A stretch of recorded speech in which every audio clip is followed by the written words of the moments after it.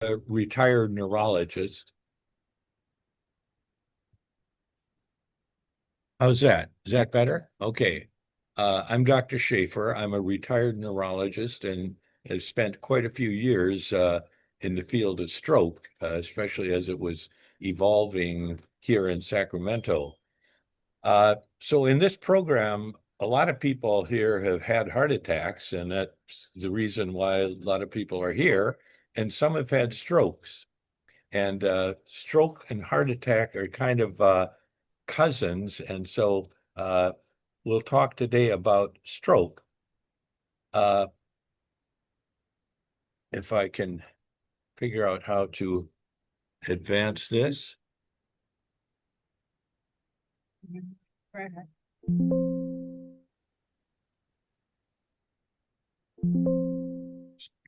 Okay. How about this? Okay.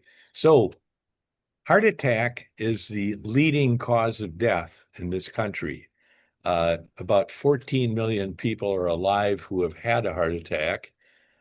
Uh, Stroke is the third leading cause of death. And there's somebody has a stroke every 3.3 minutes somewhere in this country. Someone has a stroke or dies of a stroke. And so heart attack and stroke uh, are both diseases of blood vessels, of the arteries, uh, plugging up of arteries, obstruction. And if the plugged up artery is in the heart, it causes a heart attack, but the same process, the same disease, if the plugged up artery is in the brain, it's a stroke. And so we'll talk a little bit more about that. Uh, this is, every time I've given a talk for years about stroke, I've included this slide that heart attack and stroke together account for almost half of all deaths. Isn't that an amazing figure? But if you look at this and if you, I don't think I can point here, but This is right at the top. It's covering up the. don't show this again. How about that? Did that get rid of it? Okay. Oh, I see. Yeah. Okay.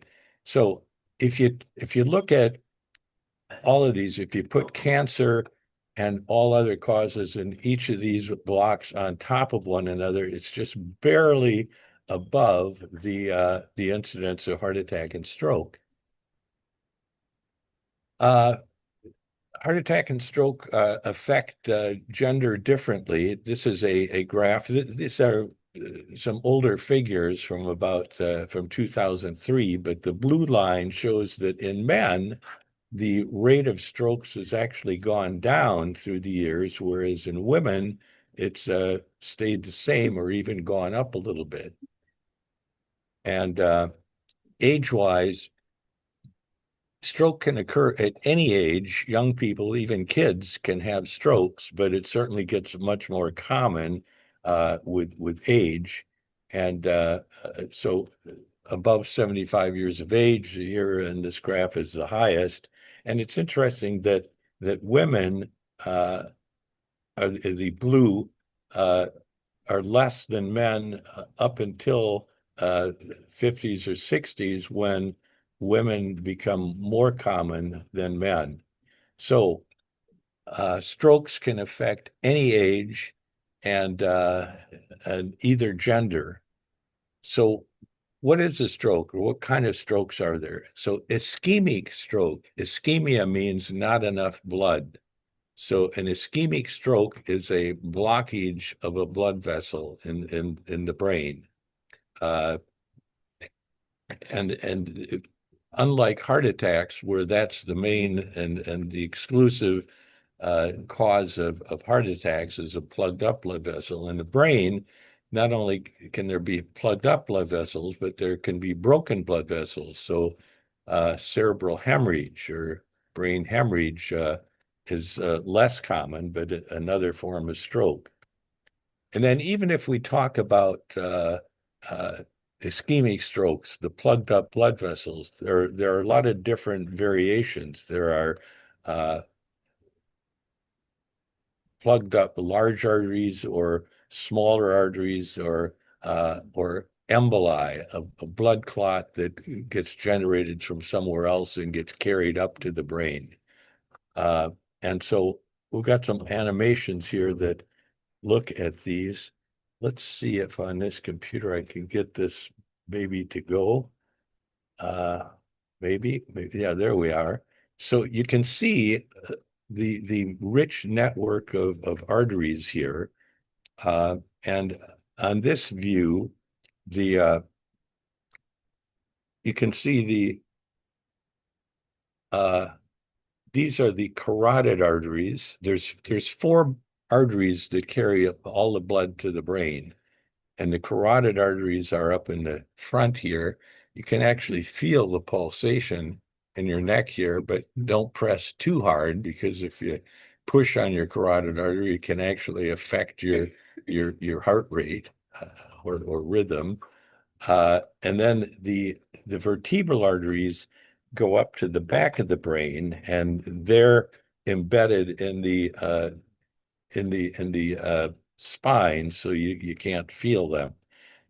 And then you can see that after the arteries get into the head, they break up into uh, various branches. The middle cerebral artery is a major artery on each side. Uh, and then these little tiny ones are called the lenticular striate arteries, and they're the arteries that go to the center of the brain. And when they plug up, it's called a lacunar stroke. It's usually a milder thing. It's more limited. It may be just a hand or a numbness in a particular area. Uh, Go ahead. Which of those arteries don't have to do with the eye? So I'll get Oh, to you that. will? I'm going to show what these different ones. Here's just a different view. Shows these arteries. Can you see the arrow as I move this around? Yeah. So these are the carotid arteries coming up. This is the vertebral arteries back here, and all of these different branches that go to different parts of the brain. So what is plugging up of the artery? So here's an example of a blood clot that's caught here at the junction of these two arteries. And if you look at this, when the blood clot appears there, this white area is infarction, which means that this area is what is damaged. That is an area that gets all of its blood from that artery. And so when you plug up the artery, that part is gone. But then there's an area around that called the penumbra, and that's this black area. And that's an area that may get blood supply from other neighboring arteries. Uh, but this is really important, and it will come up again in this talk, the penumbra. Uh, when people have had strokes, if you know people who have had strokes or if you've had strokes yourself, there can be improvement after the stroke actually occurs. For those who survive, there may be some resolution. And we think the reason is that this penumbra is an area that's not completely damaged, but just is not getting enough blood, but is still alive. And so as it heals, then things come back. Uh, Actually, let's show this again. I don't know why that came up again, but again, here is the uh, the uh, the white area is the infarction, the black is the penumbra. So emboli, I mentioned that blood clots can come from somewhere else and get carried up to the brain. And a common place for those blood clots to come from is the heart.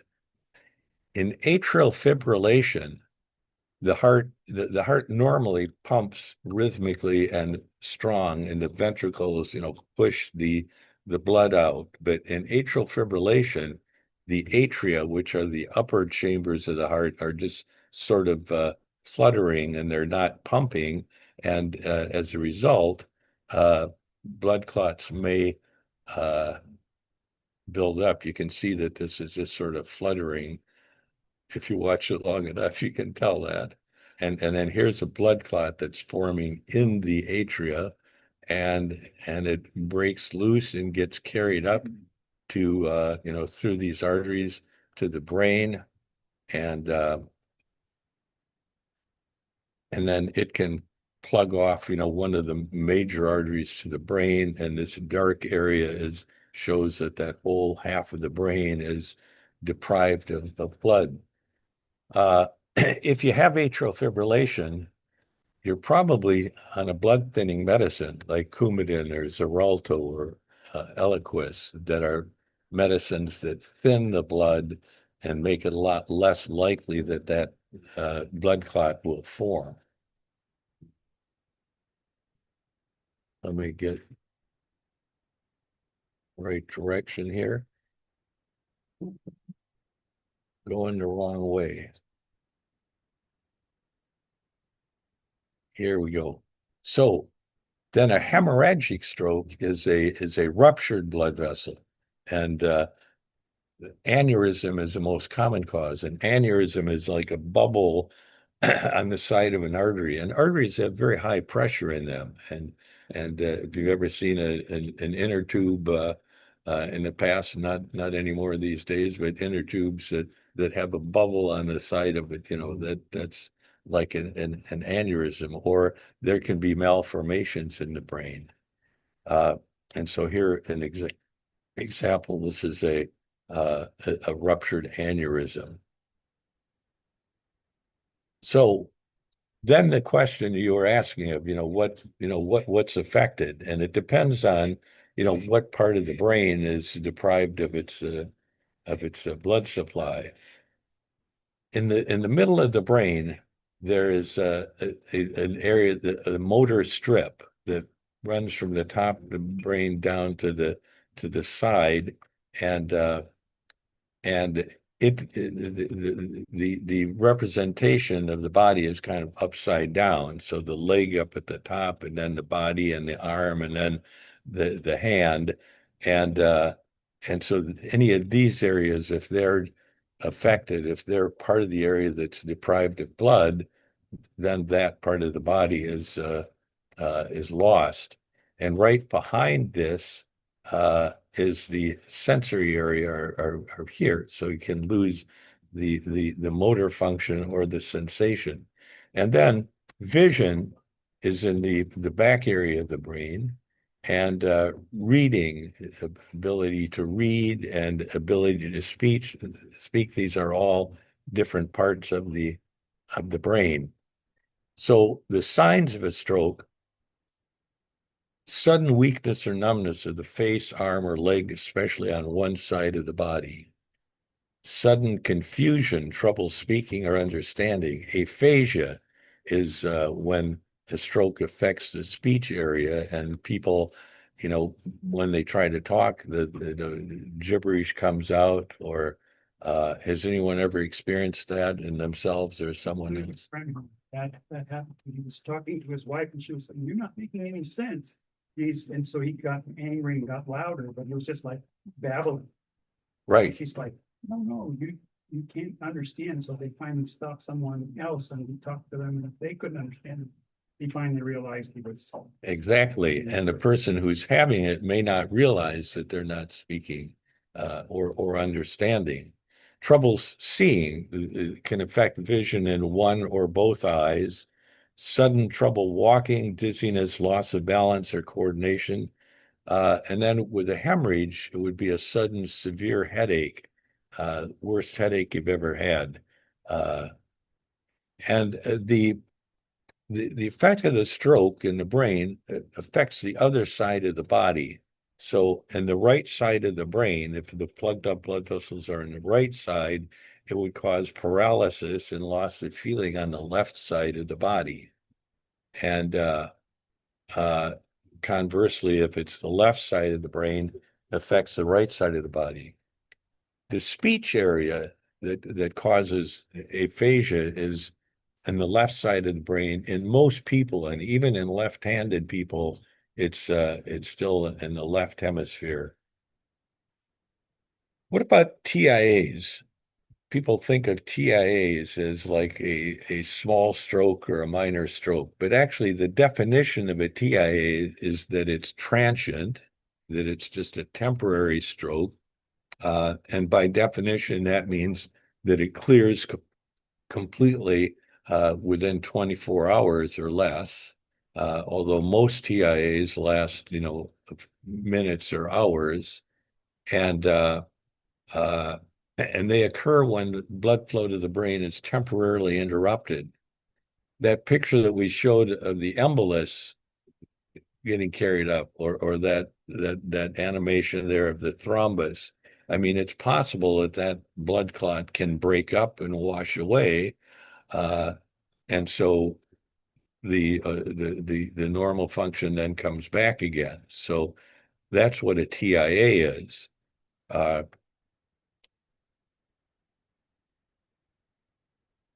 But with a TIA, I mean, even though everything clears up and you say, wow, I don't know what that was, but thank God it's gone. But that's not the end of the story because it means something's wrong.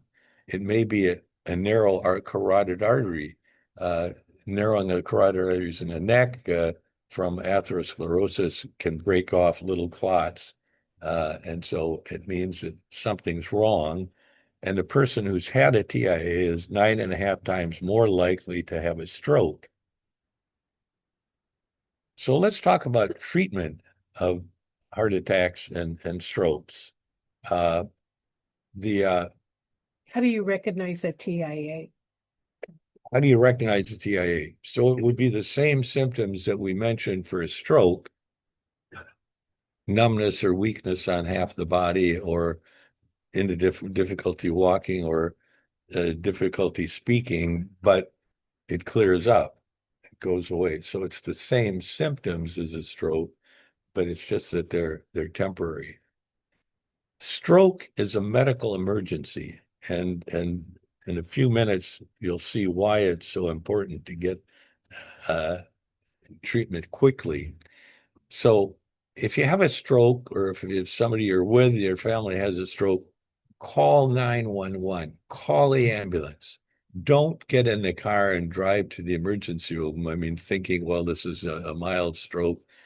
The reason being that, number one, the ambulances know where to take you. There are some hospitals that are more equipped than others to rapidly and efficiently take care of strokes. And also the ambulance people, notify the emergency room. They recognize that a person's having a stroke, and they can tell the emergency room, we're bringing somebody in for a stroke, so that everything can be all set up and waiting for that person to come. So do not get in the car and drive, because if you get in the car and drive to the emergency room, as some of you know, you may be sitting in the emergency room for 5 hours before they treat you. Yes. So what happens when you get to the emergency room? So there is a crew. So since the 1990s, when these treatments have become available, we've developed stroke response systems in the hospital. So they're very expert, so that immediately the staff brings the patient in, evaluates them, a quick examination, and then a CT brain scan. And this is really important because uh, the brain scan distinguishes between a hemorrhage or an ischemic stroke. So a plugged up blood vessel, the CT scan is probably normal, but if it's a ruptured blood vessel, you can see the blood. And that distinction is really critical because the treatments for one may uh, be harmful to the other. And then a consultation with a neurologist to determine, is this really a stroke, or is it something else, and what kind of a stroke is. Uh, and and what about neurologists? So not every hospital has a neurologist. So when treatments became available, not every hospital has a neurologist, and even bigger medical centers, a neurologist may not be there right away. And many hospitals in California don't even have a neurologist on the staff. So this is a neurologist, and this is since the 1990s or early 2000s. This is a robot, and the robot can be driven by a neurologist who's at a distant site. And in fact, so at Mercy, when these treatments became available, we developed a system and there are now like over 30 emergency rooms in California that are connected with this. And there is a neurologist who is on duty, actually two neurologists at a time that are on duty so that, anybody comes in with a stroke to any of these hospitals, within minutes, this robot can be there, and you can actually drive that robot around. So I know what the back hallways of the emergency room and many uh, hospitals in California look like. And this is me on the robot and the patient, and you can see, you can talk to the patient, you can examine them, and in this examination, what you would look for would be, the weakness on one side. So ask the patient, can they lift their arm? And and even if they can lift their arm, there may be drift. I mean, the side that's partially paralyzed, they may have trouble holding it up. And in this case, actually asking her to tap her fingers rapidly, which is another sign that everything is working okay. Uh, and you can obviously evaluate somebody's speech and tell whether they're aphasic, like your friend, or and eye movements and everything. You can do sensory examinations if you have some help from somebody at the bedside of, touching, one arm and then the other, and uh, can you feel it? So what are the treatments? So since the 1990s, there have been these clot buster medicines for ischemic stroke. TPA has been used for the longest period of time. Recently, in the last few years, TNK, which is closely related, is used instead. And I think that a lot of hospitals have switched over to the TNK. It's easier to use with the intravenous TPA. It's a drip that runs over a number of hours, whereas with the TNK, it's a quick injection, so that saves a whole lot of time and staff. And then in some cases, or particularly with those, when the blood clot is in one of the larger arteries, you can actually put a catheter in there from the groin and run a catheter up through the aorta and up into these arteries and pull that blood clot out. So that's commonly done at centers that are experienced and geared up to take care of strokes. For hemorrhagic strokes, you've got a blood clot inside the brain that may, in some cases, be surgically evacuated. And then also, control of blood pressure is very, very important, and control of pressure inside the head. So barriers to use of the TPA. So if these clot busters are so wonderful that they can dissolve the blood clot and things return to normal, what's the problem with using them? Well, first of all, you have to exclude the brain hemorrhage. And so that's why it's important to be at the hospital where you can get a CT brain scan.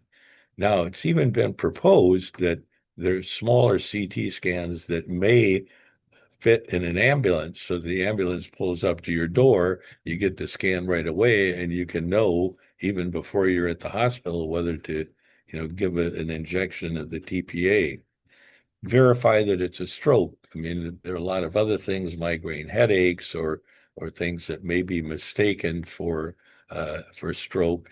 So to rule that out. And then most of all, stringent time requirement that in experimental stroke, where they, clamped off the artery to one side of an animal's brain. If they remove the clamp in less than 2 hours, the function is restored. The animal returns to normal. If the clamp stays on for more than 6 hours, it's done. It's gone. There is no recovery. So that area of the brain has died and it's not recoverable. And then between the 2 and 6 hours, it's variable degrees of recovery. And so this is why the timing is so crucial. This is another reason why don't go in your car to the emergency room if you're having a stroke, because it's going to take lots of time. Whereas if they know that you're coming and they can get the scan right away, you can get the treatment right away. And it's all about treating it, saving that penumbra. Remember, we showed on an earlier slide that there's an area of the brain that's completely destroyed by the blood clot, but then there's an area around it that's still getting some blood.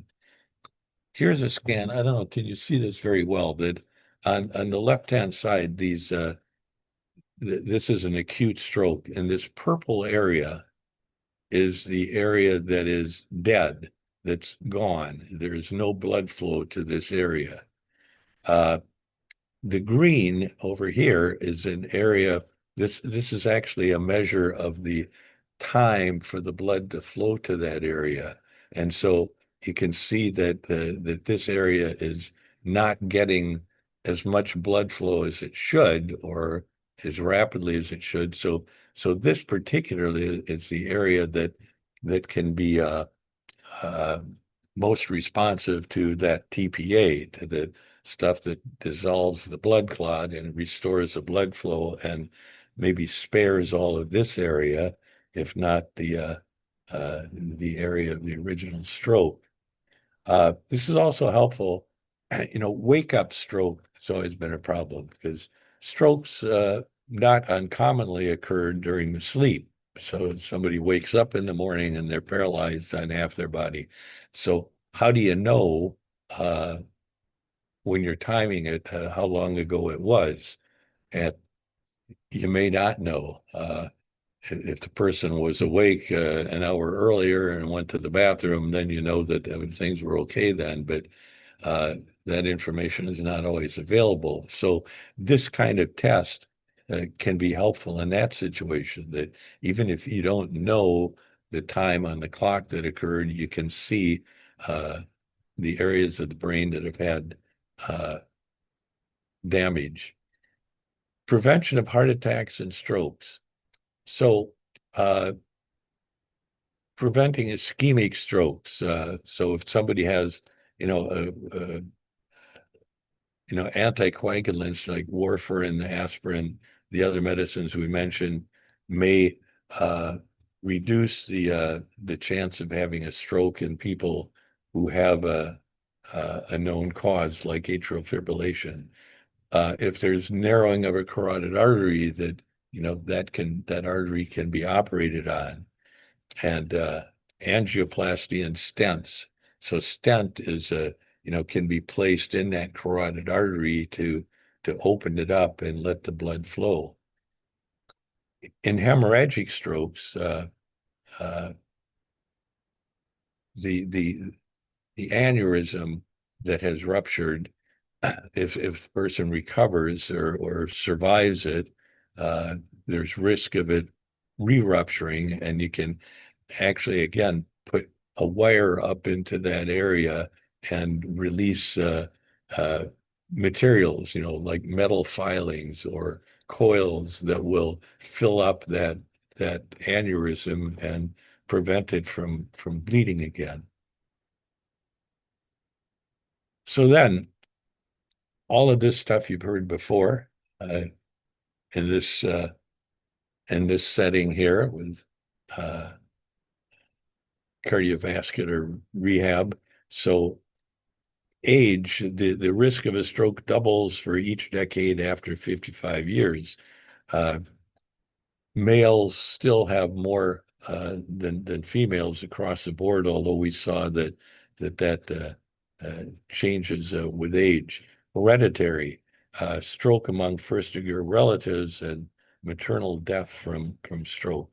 And then race, stroke mortality is twice as high in Afro-Americans as compared to whites. So I'm not going to go into things that can be treated. Hypertension is a cause of heart attack and stroke because hypertension damages the walls of the arteries and makes them narrow and makes cholesterol accumulate and leads to plugged off. And as I said, if that plugging of the artery is in the heart, it's a heart attack. If the plugging of the artery is in the brain, it's a stroke.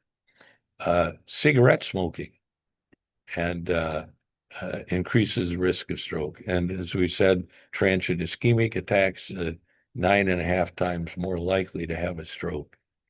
This is an interesting slide that if you eliminated hypertension, if everybody who had hypertension was adequately treated so that blood pressure was normal, there would be a 250,000 fewer strokes. Cigarette smoking. If nobody smoked cigarettes, there would be 61,500 fewer strokes. Atrial fibrillation. So if nobody had atrial fibrillation, 47,000 fewer. And interesting, heavy alcohol use is also a risk factor for stroke.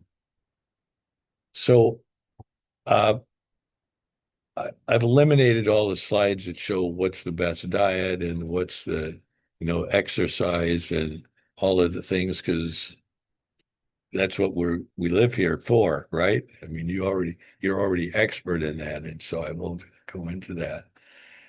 So that is all that I have. Are there questions?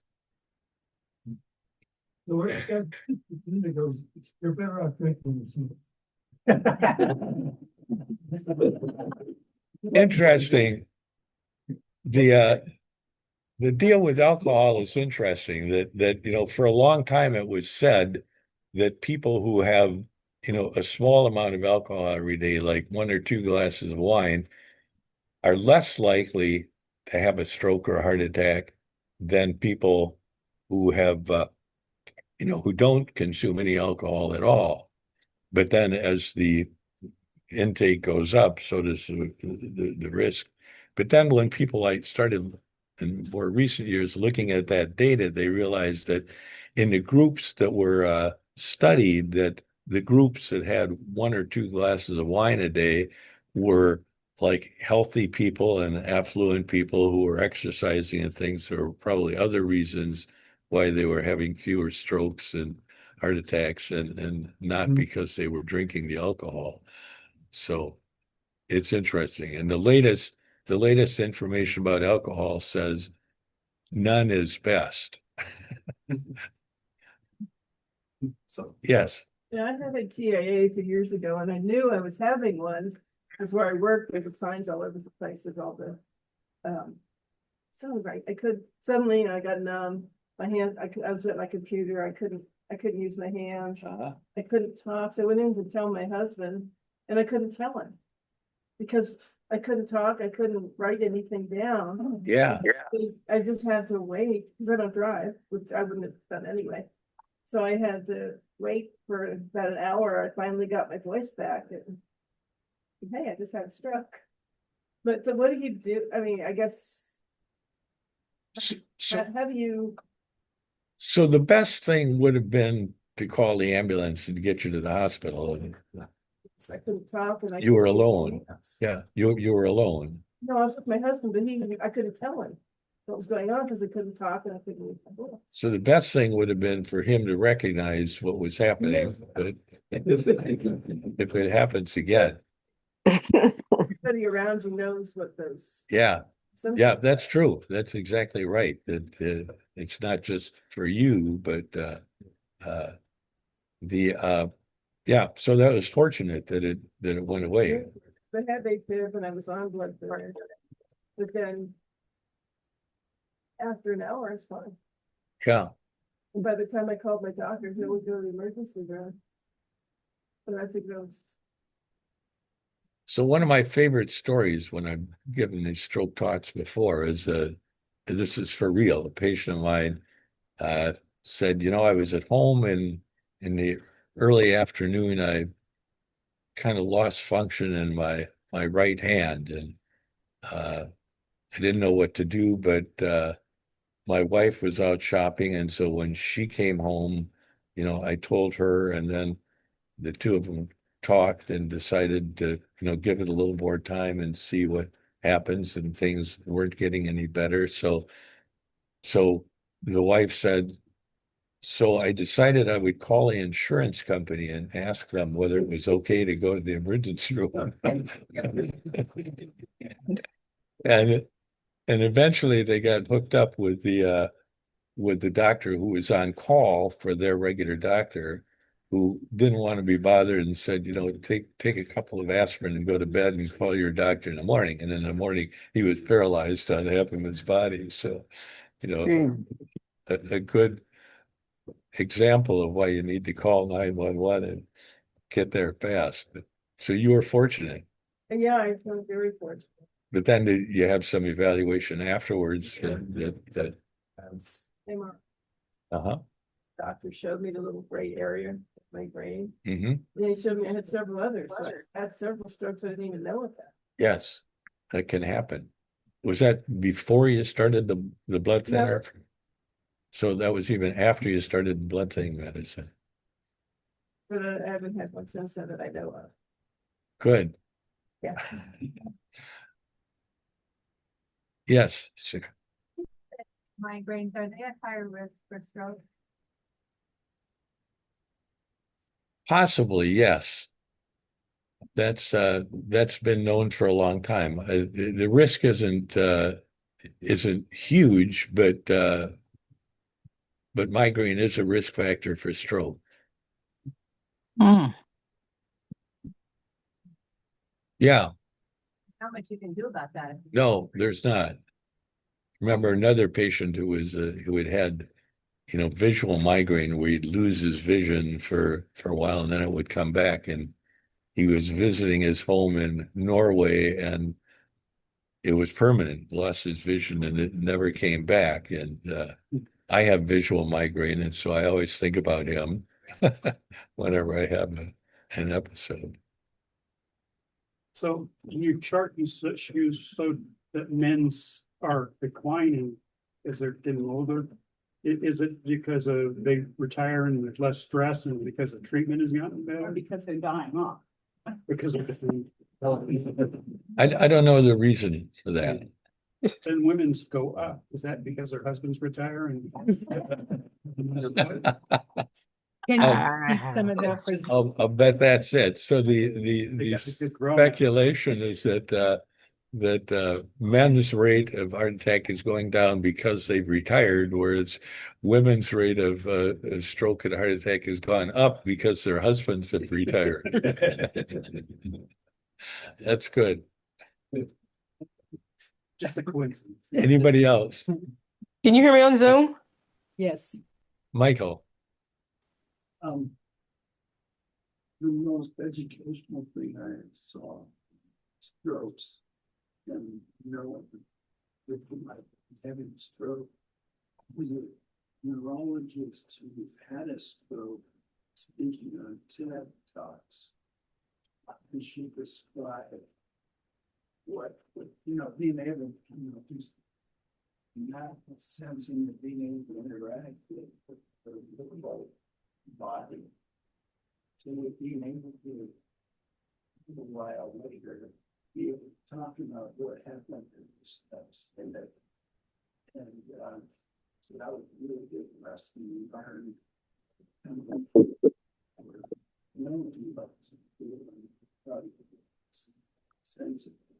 Yeah. So Michael was remembering a TED talk by a woman, a physician, who had had a stroke and described her. It was like, I think that, yeah, She wrote a book too. yeah. Out of my, there's a book, it's part of Right, yeah, something. thinking, looking for the title. There's a Yeah. book, she did TED Talks and she also wrote the. When I had, you know, because I see that talk, I kind of had to conclude that something's wrong with me. This is what it could be. And, so, you feel like that, like, talk to my wife with the kitchen. It was really tell me, I was trying to address non-food. And I could start writing. I'm usually thinking about keeping things like that. Mhm. Of the line that size. It's not thinking that it just was there.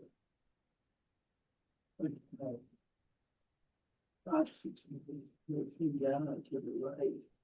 And somebody's getting smaller, smaller. That's control. Yeah. And then last time when she called the ER and said, that's the most brain. And so she stayed on the phone with the ER all the way. They just like the entrance to the emergency unit directing us where to go.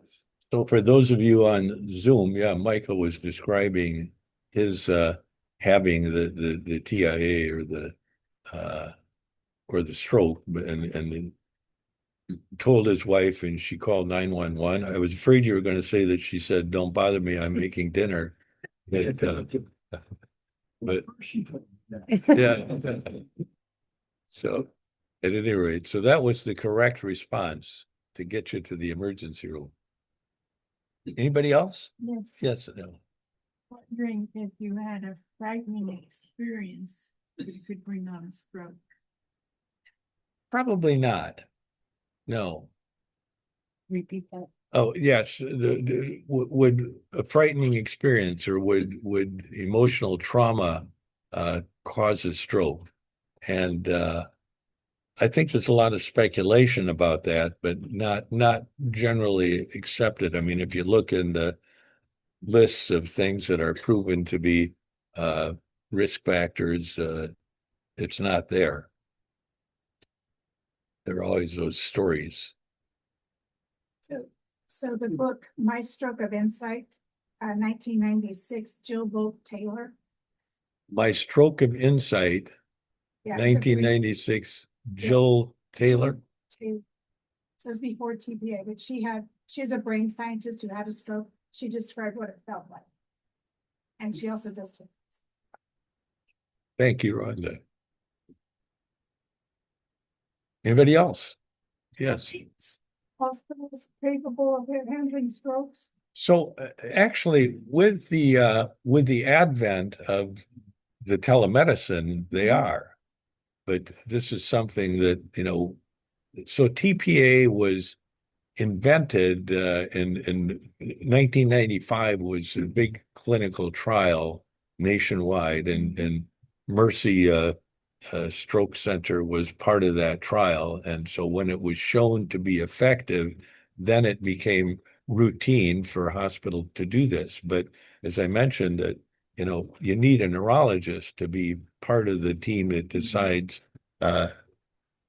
when to give the TPA and how to give it, and so many hospitals didn't have neurologists at all connected with them, and even the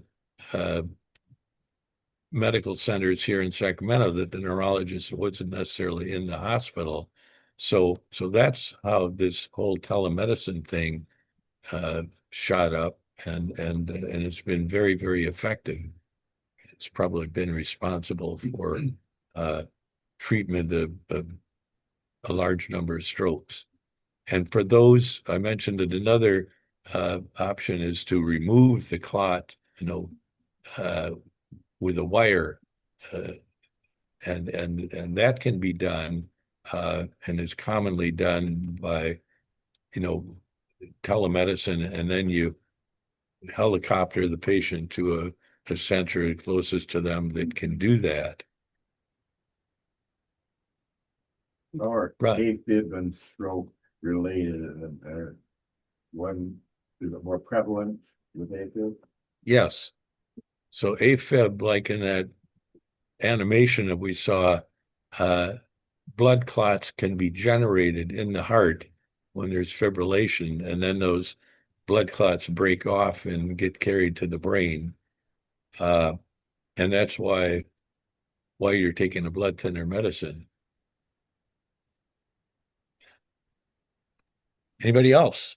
Can you hear me on Zoom? I'm on Zoom. You got a question?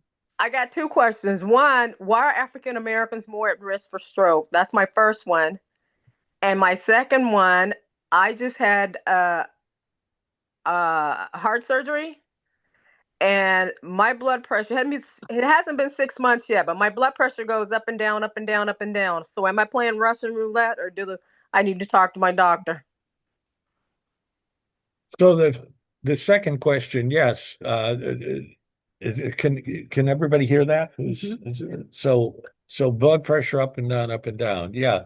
Should be under the care of a physician who can help you to manage the blood pressure, because high blood pressure does increase the risk of having a stroke or a heart attack. Why is it more common in Afro Americans? I don't know that anybody knows the exact answer to that, but a lot of speculation about, what hereditary aspects there are, and or dietary uh, habits or other things. Uh, Okay.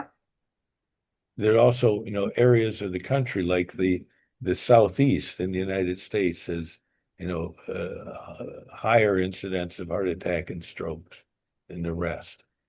Okay. Thank you. Well, it makes me think, is there any correlation between, poor results and socioeconomic status? I think definitely socioeconomic status, there is a relationship, and presumably because people aren't getting uh, the same degree of medical care. There are some that think that the African Americans have been treated poorly, Yes, that's true. to put it mildly. You repeat that, please. So the suggestion that Afro-Americans have been treated poorly certainly may be, have had less access to medical care. Okay. Anybody else? Michael? You started by showing where the blockages come from into the brain. And another view, you showed the areas that are affected as the blockage impacts those. In my experience, the writing example of that lasted a little while. So I've been with it. Expand that. Well, not to my wife. And so I'm wondering, and then the symptoms changed again over the next several hours. Is that going to track where that blockage is leading to and causing blockages and effects downstream? So the question here is, Michael is remembering his own stroke when things changed over a matter of hours. And yes, I mean, exactly, that's what happens. Not necessarily that the clot is moving, although that's possible, but that the effect of blood vessels in the surrounding area may come in and provide blood flow to areas that have been affected. And that's the point of that penumbra that we saw. Is that penumbra is an area of that's around the outside of the stroke that can actually recover if there's a blood flow restored to it. Was there another question on the Zoom?